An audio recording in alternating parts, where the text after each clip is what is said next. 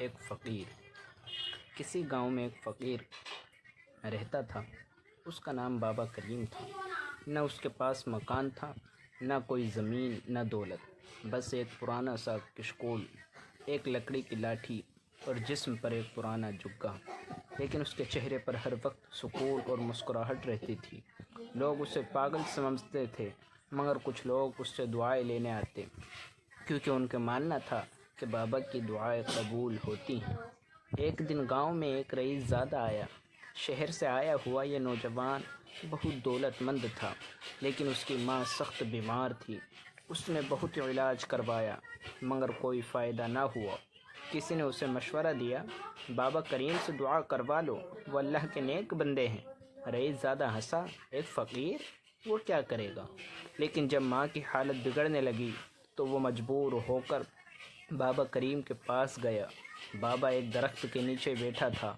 آنکھیں بند کیے ہوئے رئیس زادے نے جا کر کہا، بابا میری ماں مر رہی ہے، دعا کریں۔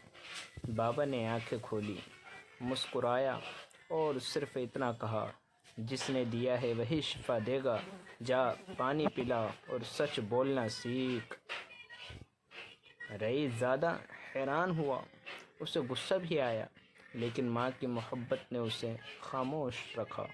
وہ گھر گیا، پانی پلایا اور دل سے دعا کی۔ اگلے دن حیرت انگیز طور پر اس کی ماں کی طبیعت بہتر ہو گئی۔ وہ بھاگ کر بابا کے پاس آیا، سونے کے سکے ساتھ لایا اور بولا، بابا یہ انعام ہے۔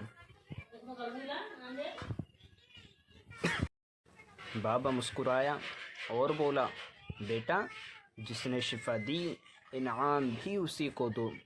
مجھے تمہارے سونے کی نہیں، تمہارے سچے دل کی ضرورت تھی۔ رئیس زادے کی آنکھوں میں آنسو آ گئے۔ وہ زمین پر بیٹھ گیا اور پہلی بار کسی فقیر کے قدم چومے۔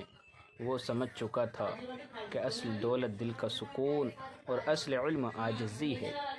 بابا کریم مسکراتے ہوئے اٹھے اور گاؤں کی گلیوں میں چل دیے، جیسے کچھ ہوا ہی نہ ہو۔